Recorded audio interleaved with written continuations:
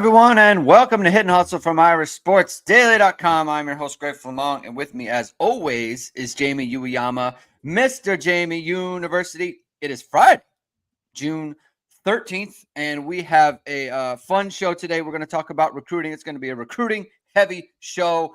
Official visitors are leaving Notre Dame. They're arriving at Notre Dame.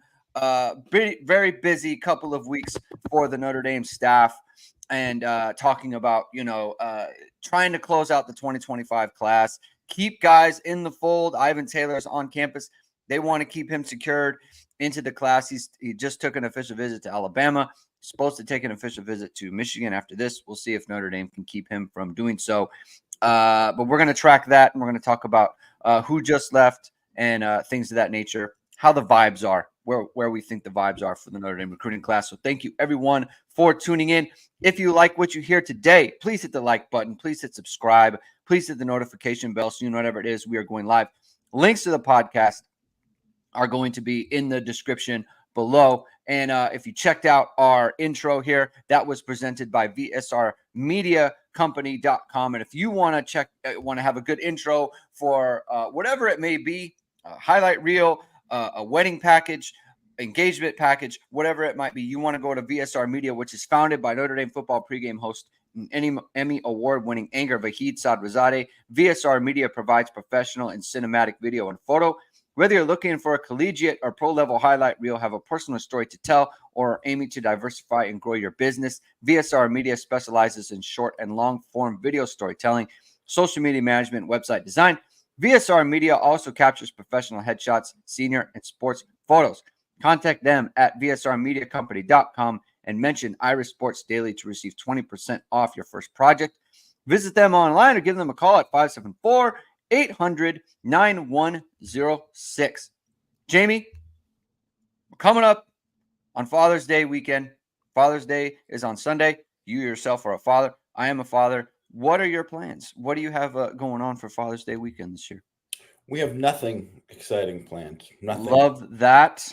But it's on purpose. Don't just gonna have a nice, relaxing day.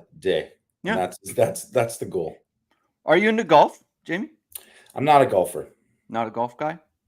U.S. Open's taking place. That's why I asked if it's one of the. Yeah, I know it's like a big Father's Day thing for a lot of people. My dad is very much into golfing, but Okay.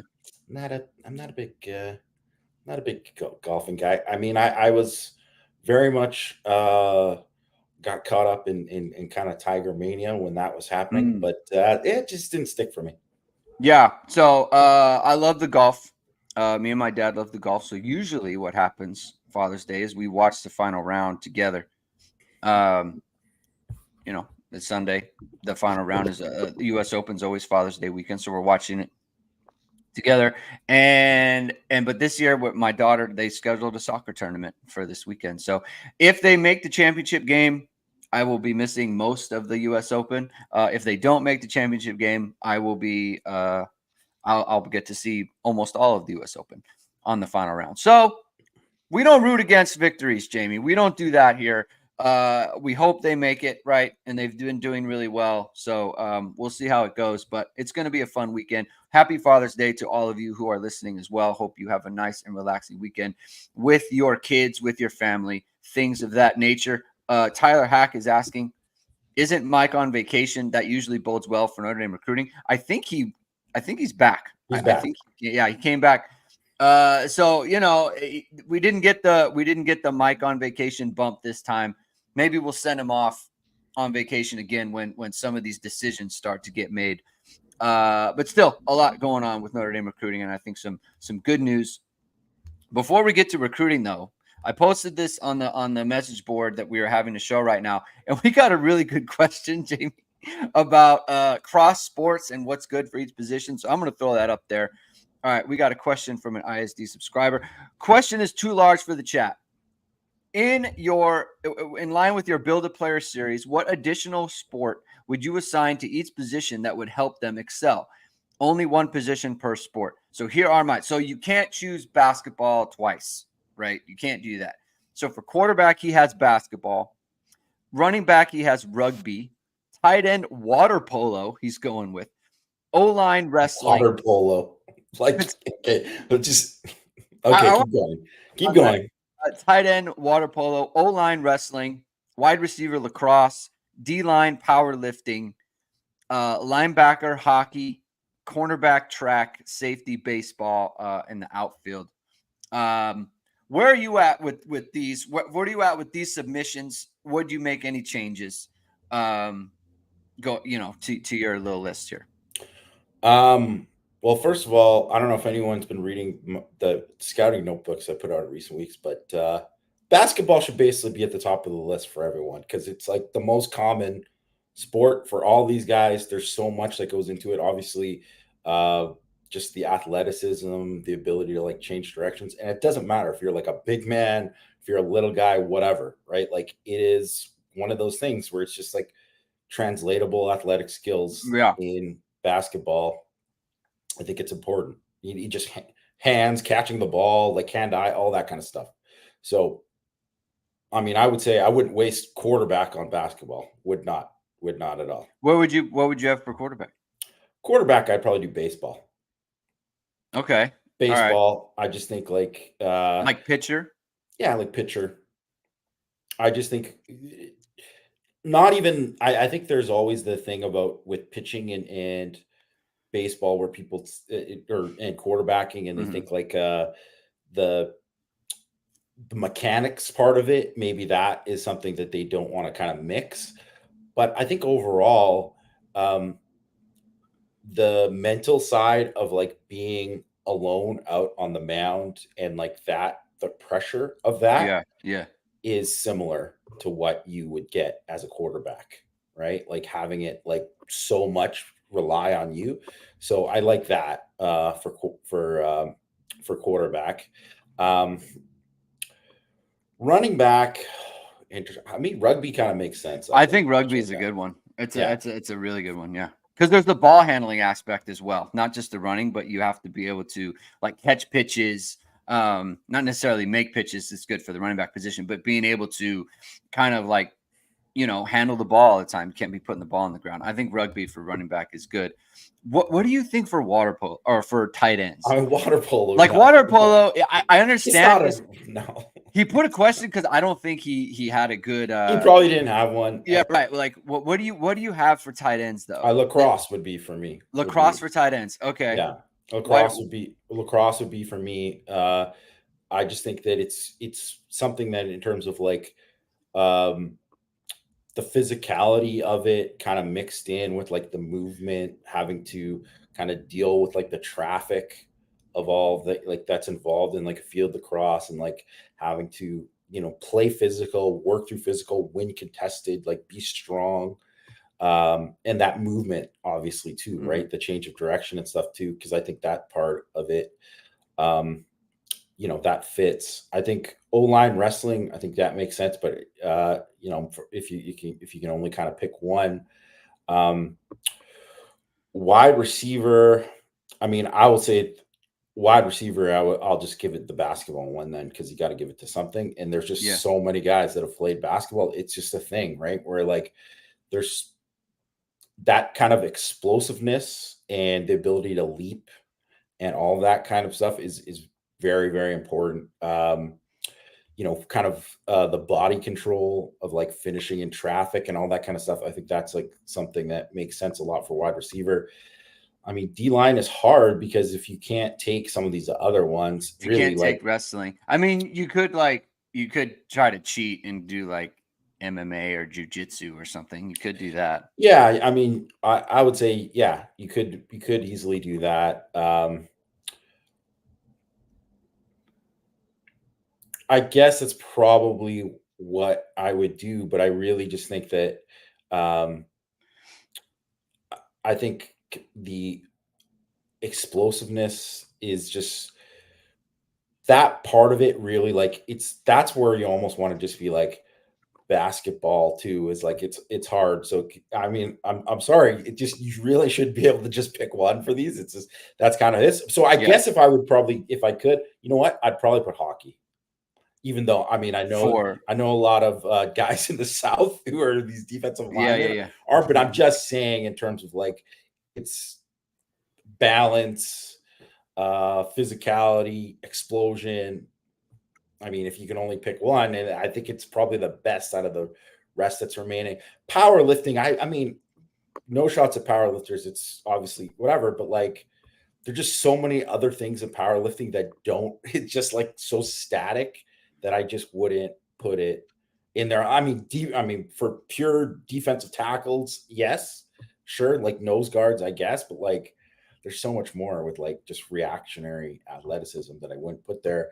Um, so linebacker, I don't know why. Okay, this because it feels like for me growing up in Canada, and I don't know how was like for you because obviously you have kids that play soccer, Greg. Yeah. Soccer, more kids got to play soccer.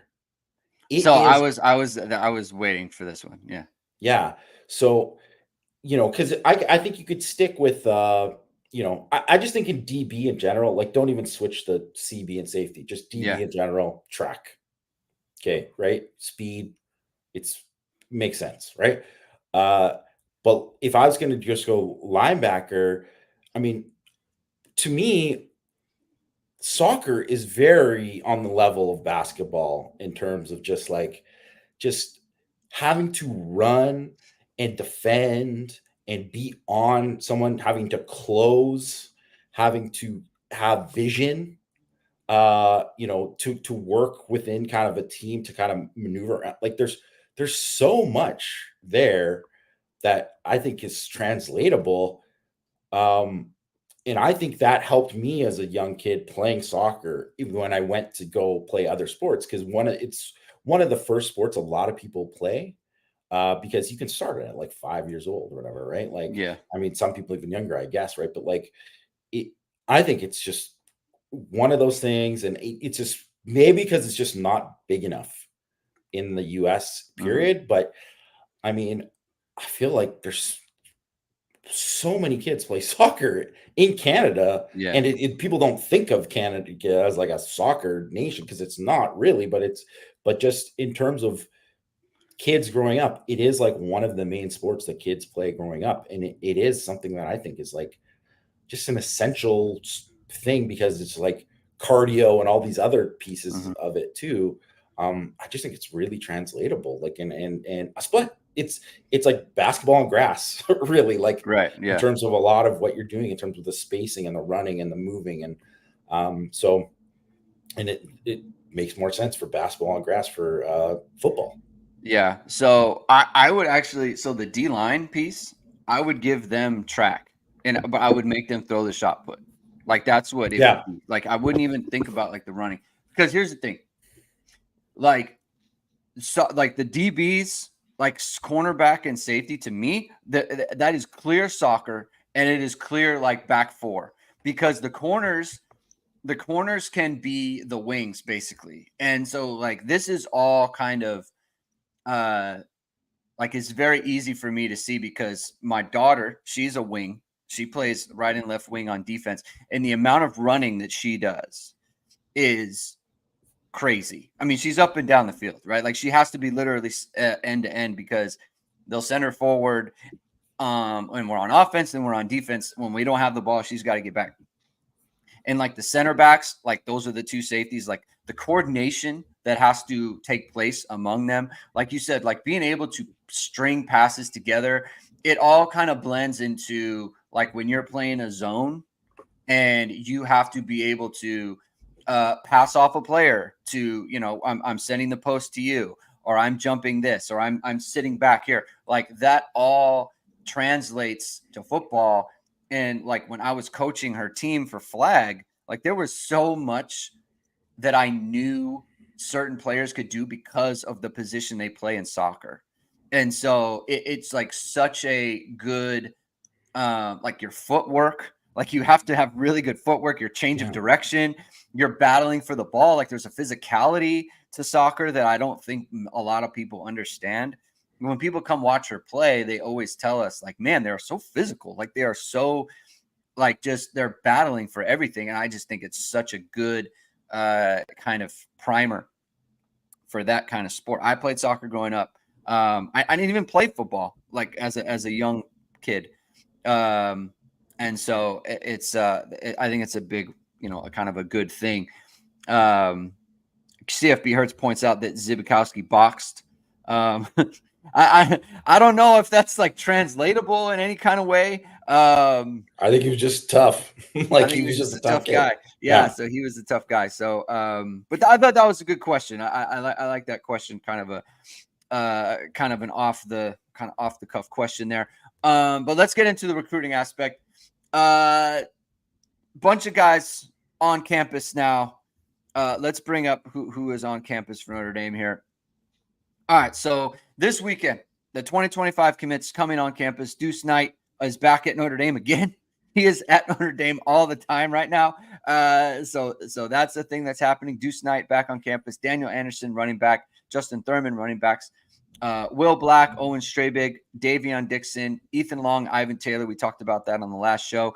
I believe Jerome Bettis Jr. is there too. He's on campus. Yeah, okay. Yeah. All right. So we'll. Oh yeah, because I did see Jerome Bettis there. Because there was the Pittsburgh Steelers thing with Ike Taylor, because he was also on campus. And then Tanu Kynes and Derek Meadows, the wide receivers who are on campus now. Dylan Robinson and John Anthony Hall, they just left campus. They were midweek guys for Notre Dame. It sounded like John Anthony Hall. It's kind of a new thing that they're in on him. Dylan Robinson is also new-ish, but he was offered a lot. I think he was offered before John Anthony Hall was. Elijah Burris is on campus as well. I saw him. He is back after being on campus for Irish Invasion. So I guess on John Anthony Hall and Dylan Robinson, I feel like Dylan Robinson is kind of I don't want to say must get, but like the one of those two guys. It was interesting the way that he talked about, how they view him. Just going to pull up a quote from Christian's story. Christian talked to Dylan Robinson after his visit. They really want me to be kind of a deep threat, he said. They see me as the deep threat, the explosive athlete that will make big plays, kind of go to in 3-by-1. So trips to one side, one single receiver to the other side. I'll be on the single receiver side to put me one-on-one. I love it. That's what I do right now in high school. It's the best, going one-on-one. It's really just me versus them, and I think I'm better than me. I'm better than them, so it works out. So I think when you tell a guy, you're our trips, you're going to be our single receiver, you're going one-on-one, obviously you view him in a certain kind of way. Is that kind of how you line up in terms of how you view him and coming into the class, if you were to do so? Well, I think it's just, it's a great way to sell people when you're talking about the 3-by-1 and getting that guy one-on-one. But I also just think he's going to be the boundary. He's a boundary receiver. So, I mean, you're basically going against press and you're one-on-one with a guy a lot of the time in boundary. So that's just kind of what it is, right? Like that's where he would most likely be. So that all makes sense. And I mean, the guy can really, really run too. He's fast. He can get vertical.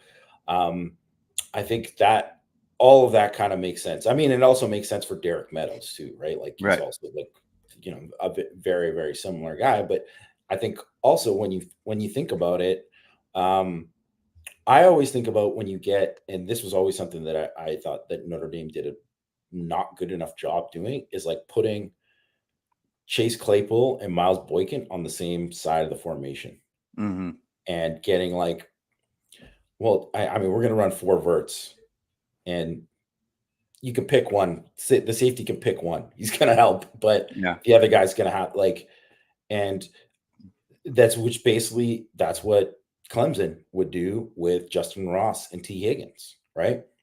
So that's why you see like the possibilities with like a Meadows, not to kind of like just make it all Meadows, because I mean we don't need to talk about too much because we've already talked about him, whatever. But this is kind of in the same vein as that's what you want to get, like 2 guys like that who are big, who can go up and get it, who can get vertical, be those kind of deep threats. And really, like if you look at what that's what Notre Dame's missing in the class too, because I view Burris as a slot guy. Like I think he's going to be a slot. Like I think he's got route running savvy. I think he's got good short area quickness, but he's not like a total vertical threat. So that's why you want to have these different body types, these different vertical guys who can get vertical. So I think it makes total sense, and like I'd love that. I'd love that they're doing that to sell them on that, because I think that's something that the staff does really, really well, is show guys like, this is how we view what you could be in this offense. This is how you could be in this defense. And it's not all about like, here's the NIL check, here's this, whatever, blah, blah, blah, right? Like, which obviously there's all these other pieces that go into it, but it's like, I mean, you can go to any of these visits. Everyone's got that. What's going to separate you? What are you going to do? Like, show them these guys want to know how they're going to get to the NFL. And maybe some guys are just like, hey, whatever, put me anywhere. I don't care. I'm good. Right. I'm whatever. But a lot of guys kind of want to know. And if you don't explain it to them, they're not, and somebody else does it better, you're going to be at a disadvantage. And that's why I think a lot of the times Notre Dame comes out of these trips where they have these visits and they come out better than a lot of these schools. Because I don't know if all these schools are doing it as well as detailed as Notre Dame does. Yeah. Jason Smith brings up a good point. It's a new recruiting tool for Notre Dame. We weren't often selling a 3x1 to wide receivers. That's another good point. And like you could sell it, but you don't do it. So fine, right? Like you could say whatever you want. Mike Denbrock is obviously doing that. And it's like you show Dylan Robinson, like, hey, here's Brian Thomas, who just picked in the first round. And this is what we see you doing. This is how we view you as a player.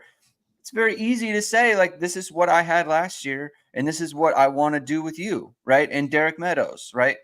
And so when you have 2 first-round wide receivers, you can do those things. Like Malik Neighbors obviously has a different body type than those guys, but they can use him in a very similar way, right? There's no reason that you can't have Dylan Robinson doing some of the things that Malik Neighbors does. The same thing with Derek Meadows and Brian Thomas, and so on and so on, right? So when you bring in the offensive coordinator, the number 1 offense in the country, and oh, by the way, here's Deuce Knight, who has a lot of similar characteristics to Jaden Daniels. Well, that sells very easily, right? So that works out. Jason Smith brings up the question. Deuce came up early to be with Robinson and Hall. Yes, he did. He was on campus on Wednesday. He's on his official visit today, but he came up early to be around those guys. I believe he was throwing with John Anthony Hall on Wednesday. I mean, what else do you want? Like, the guy came in early to be with these guys. I mean, talk about completely bought in. I mean, I guess there's going to be rumors swirling around him forever. Let's follow the Mike Frank doctrine.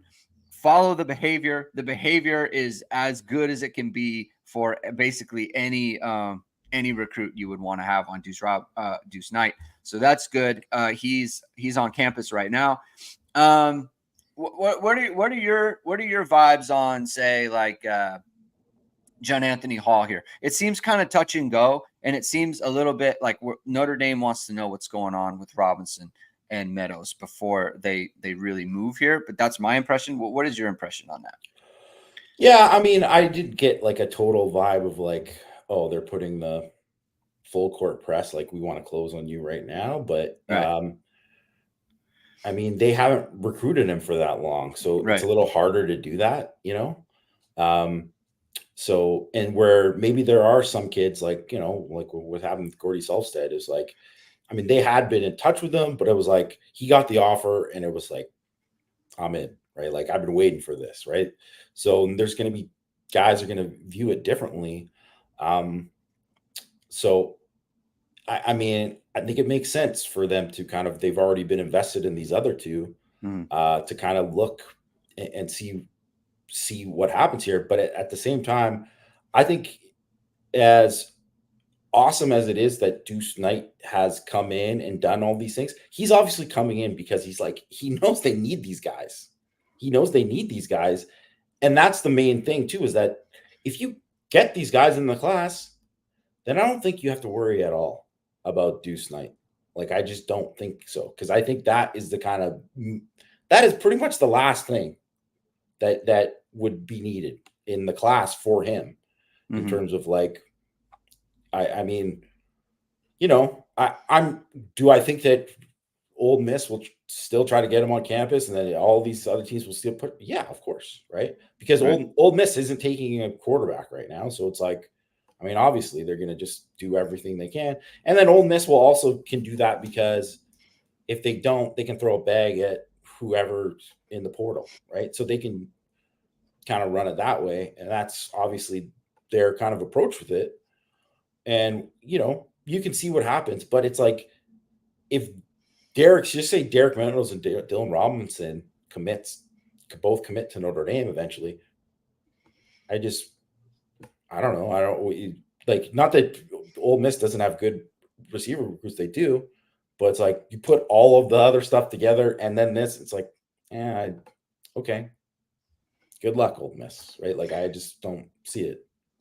Eh, we try not to talk about this all the time, but here's my I don't want to say final thing because there will be something come up. If Notre Dame was in Ole Miss's position here, there is no way we would think we were landing this player. I mean, expected to visit in the fall. Do you know what this sounds like? It sounds like Caleb Beasley last year, where it was like he. How many times did we hear? Oh, he's interested in Notre Dame. He's going to come to a. He's going to come on a visit. He's going to come on a visit. What came of that? Nothing.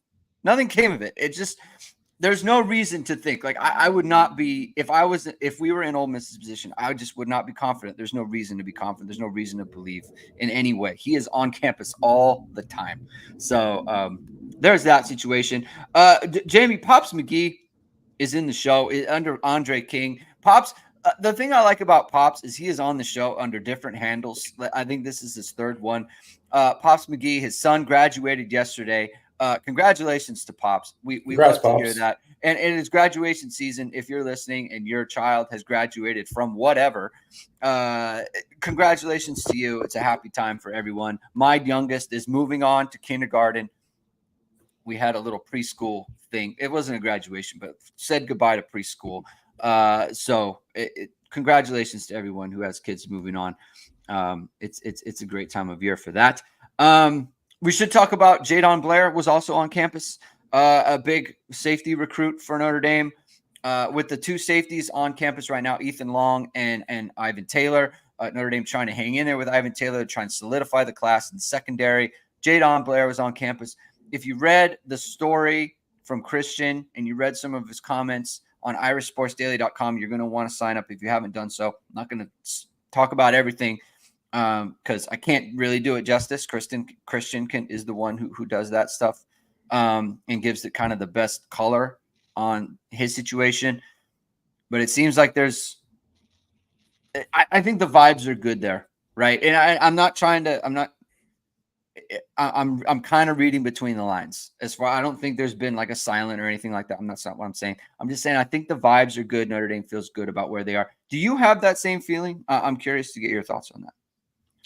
Yeah, I mean, I think that they feel pretty confident, and they should feel pretty confident. Yeah. It's not to say that some stuff can't change because there's always like like a Nick Singleton situation where all of Yeah. a sudden that flips, right? So you don't know, and we'll see what happens. But I mean, they have to feel pretty good about Blair at this point, and we'll just see. And it's always funny because um, there always just seems to be like, boom, this guy pops, and it's just like it starts. It's everything just starts. It's dominoes, right? It's just like this is what's happening.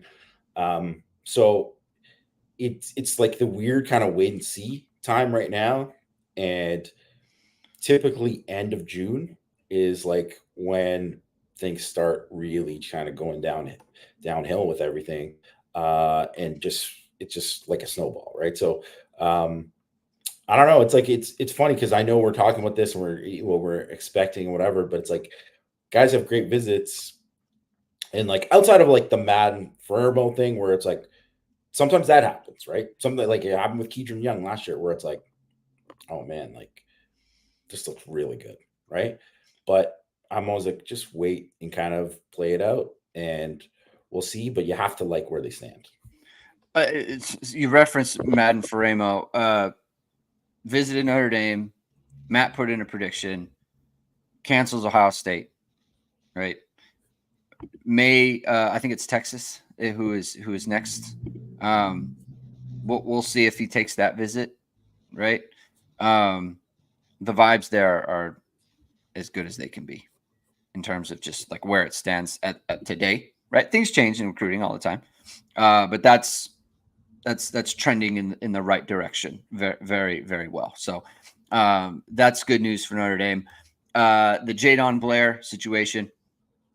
If they were to land him and hang on to Ivan Taylor, I love the how it all fits, right? With Ivan Taylor being very versatile, being able to play all over the place. We talked about him with nickel. He seems like a very natural just fit there. Just a guy who you're going to put in there. He plays it already. He plays a lot of corner already. Very good in the slot. Very good playing kind of when playing the two-way go when you have a receiver in the slot. He's very good at that. Very good hips, very good feet, very natural in coverage. Could also play, you know how they roll the safeties sometimes with motion. He could also drop back and play either safety position, like how he plays the run, like how he comes up on the run. He's a very good athlete, so he's able to play sideline to sideline from center field. Ethan Long, more kind of the in the box kind of guy, but also has is not quite the athlete that maybe Ivan Taylor is, and not quite the athlete that Jadon Blair could be, but still like a very solid player, very good size, very good stature for that spot. And obviously we talked about Jadon Blair a ton. I just feel like that situation there with if ever the land, those three guys, you gotta like where they can slot into any kind of defense. And we've seen how Al Golden uses his safeties. So that's a good situation if Notre Dame was to land those guys. This weekend, Jamie, obviously Derek Meadows is a key for Notre Dame. Anything else you're monitoring as far as just what you want to hear coming out of this? All the offensive linemen are on campus. Touch on Tanook Hines for me, right? I feel like he's kind of flown under the radar a little bit. Where do you slot him with, I think Derek Meadows is kind of stands above. Dylan Robinson is a little bit newer. John Anthony Hall is very much newer. Where does Tanook Hines fit on this? Like, let's say he come out of the visit and he loves it and he wants to pull the trigger. How would you feel about that, adding him to the class? I mean, I think they have to take him just based on kind of where they're at right now. Just they're not in a position to say no to him. I think, I mean, me personally, I would slot him out of, the four guys that we've mentioned. I'd put him fourth, right? Not like way under Hall or anything like that, but just that's where I'd put him. And I mean, we've talked about this before. Like the track times are fantastic. The track times are out of this world. Are fantastic. Yeah. I just don't see him play up to that speed on in pads. So that's something that is a bit of a question for me. So I don't know. Like I think I certainly think you could take him, and then like anytime a guy's that fast, it's like there's obviously tremendous upside there with what like who he could eventually be. Mm-hmm. But I think that to me, it's just like there's such a separation between him and Meadows, for instance, that it's just like that's what people are going to be concentrating on is like, well, are they going to get Meadows this weekend? Like, yeah. And I mean, really, and not that the other guys who are visiting, it's not like important that they're there, but I think it's so much about like Meadows and Taylor. Yeah. Right? And kind of like, Deuce Knight's impact on all of those guys, not just, him on his impact on Taylor too, right? Like what that means, maybe it doesn't mean anything for Taylor because he's looking at just like specific things. Cause I would think too, and I always kind of thought that like, not having Chris O'Leary, like I think that is probably got to be something that has impacted him to be like, well, I want to Yeah. look around. I want more answers there. So obviously, I think if you come onto this visit and he's got kind of all the answers that he wants to hear in terms of what his development will be, I think it also just helps like having like two other NFL dads, and obviously he knows Jerome Bettis, right? But he knows Burris too. I think they were all on the Steelers at the same time. So I think you might as well too. Jordan Clark's dad, Ryan Clark too. I mean, just a whole bunch of Steelers in there. But I think not that, and I have no idea how much Ike's influence. Ike might be pushing for him to visit these other schools. He might be like, hey, whatever. He might be staying completely out. I don't know, right? But having all that around, that can only help. And you just want to have the vibes being really good coming out of this thing because obviously, there was not just the Michigan thing. It was like, well, he might visit Florida too, right? So it's like, okay, like, and maybe he still will visit those things, but it's got to come out of this weekend with like, man, things are like really, really good because the whole like, there's nothing to worry about. No, that's not until he comes out of this and it's like, okay, lock it, whatever. Or it's like, they're doing well. I think they're in a really good shape. So here's the thing. I feel like there's a big difference between going on visits before you're official to Notre Dame and then going on visits after you're official to Notre Dame. Like I do think that's different to me. Like the Alabama thing is almost like fine, you went to Alabama, but like then if like you said, I'm planning to go to Michigan. And then I might go to Florida. Like if you went to Florida after that, it's like, that's really not great. Like, that's really not good. So I do think there's a timing piece to this where, and unfortunately, like, even if he were to say, I'm shutting it down or whatever, I wouldn't. I just wouldn't. Well, if he shuts it down, he doesn't go on those visits. Well, if he doesn't, no, but if he said, like, if he says I'm shutting it down and then he doesn't, then he isn't shutting it down. Yeah. That's exactly the opposite of what we were talking about with Deuce Knight, right? Right. And it's like, well, then, I mean, you obviously haven't shut it down. Yeah. And you know what, too? We don't know that it might not be something. It might be something that goes all the way to December. And then there's also, too, I think this is one thing that I think maybe Notre Dame fans don't know because Notre Dame has held on to a lot of guys at the end, but there's always guys who are like, oh, I don't know. Like there's guys all the time and good players, right? And it's not just like the publicly like paid Bowen, whatever, right? There's a lot of other stuff like that. So you have to just kind of, wait and see. And this is what it is. And obviously it would be everyone thinking about it completely different if he hadn't committed before. Yeah, for sure. But there also is there is a difference there when it's like, well, I'm having second thoughts, or to someone where it's like they didn't already put in, right? I think that there is a difference there. Yeah. Yeah, I do think there's like Derek Meadows. Like everyone thinks that like Derek Meadows, like good, right? But he's got visits planned. Like he's taking official visits, right? But the vibes around him are so good. It's the opposite with Ivan Taylor. But like there is that, it is real. Like if you committed and then you start, like anytime any sort of relationship goes backwards, that's bad. You don't want that. You want continued growth there. Well, just okay. Here's a perfect example. Like Derek Meadows could have committed early, for sure, when Chauncey Stuckey was the coach, yes, right? Because I was thinking could have committed early, and then if all this was going on right now, where it was like, oh, then he kind of blew up after, and it was like, well, now I'm going to think about it and I'm going to do this, Stucky's not there anymore and blah, blah, blah. You think about it differently.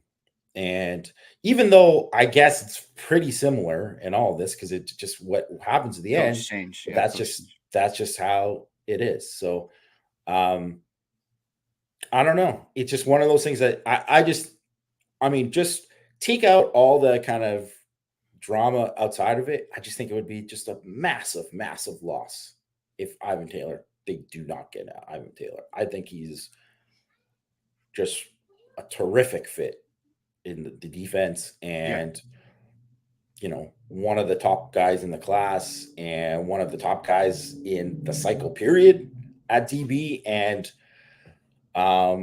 he's a guy you want to land. He's a guy you want to land, and you want, because he's going to, he's going to be an NFL player. So you want to have guys like that.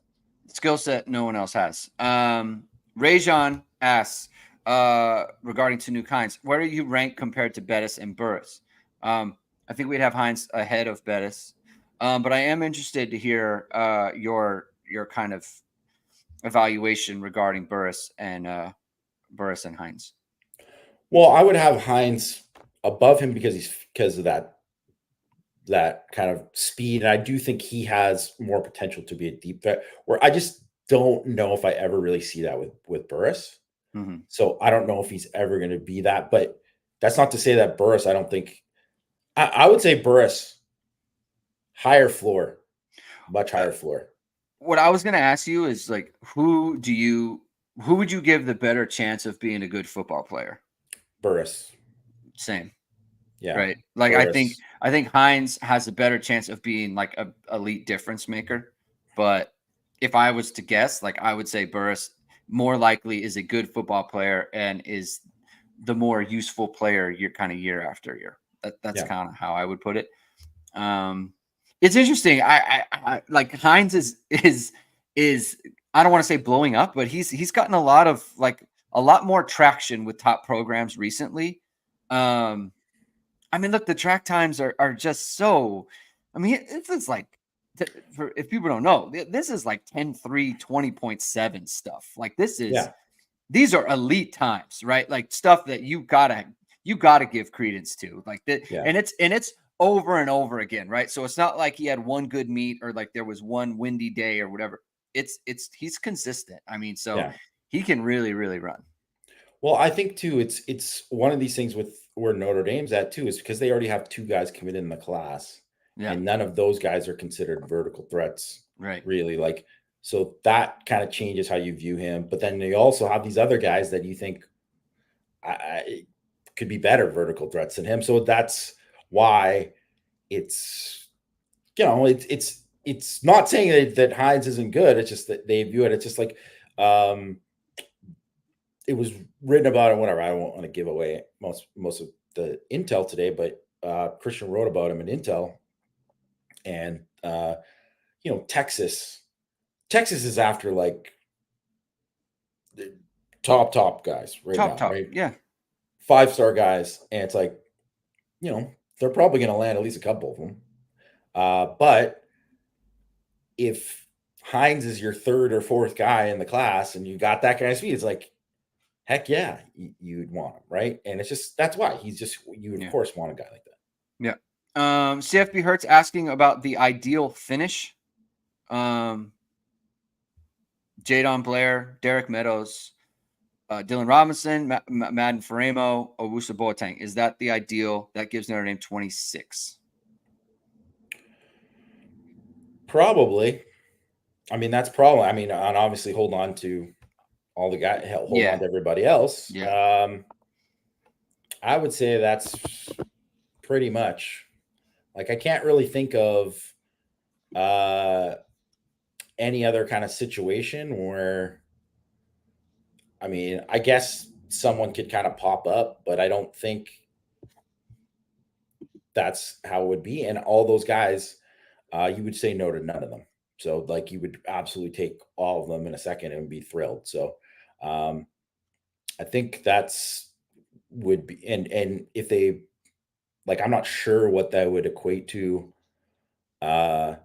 in the long run, but I think that would be very close to a top 5 class. If you like in the end, not like now, because obviously they're whatever now, but like that's like finishing up there in the end. So that's would be I'd call it ideal. I mean, that's like 10 or 11 difference makers in the class, like true difference makers, multiple positions. And that's not even counting like how you feel about the O-line. Like that's it. Honestly, I'm not even counting Will Black in that. Like it might be 11 or 12 difference makers, right? Just guys who it's like, man, those are Well, you gotta count Will Black in there. Well, no, but I'm just saying, like, but from a rank, I'm thinking from a ranking point of view. But like, you do have to count Will Black because he's not there with everyone, right? He's only there with like some. So that's why I'm like mentally, I was like, I know who's in around the top 100, but I was like, I have to add Will Black to that, so that's like 11 or 12. I mean, that's really good, right? And one of them's a quarterback, like it's just like that's how you have to do business, right? Is bring in these elite type of difference makers in the class and at key positions. At wide receiver, at quarterback, on the edge, at linebacker, right? Like those are the guys that you want to bring in. You want difference makers on your team. You want difference makers in your closet. You want difference making outfits that you show up to things and people say, wow, that guy's popping. And if you want that, you go to ESQ Clothing, founded by Notre Dame alum Ge Wang. You've seen ESQ and all your favorite Notre Dame players and coaches with over a decade of making the best custom clothing available. ESQ will help you look and feel your best in 2024, from a perfect fitting suit or sport coat, shirt, or bomber jacket, or the perfect tuxedo for wedding season. Check out Ge's amazing work at esqclothing.com. Book an appointment to upgrade your wardrobe today. Mention ISD and get 10% off your entire purchase. The nice thing about ESQ, Jamie, is that you can just buy it. You don't have to recruit anything. You can just make the decision today.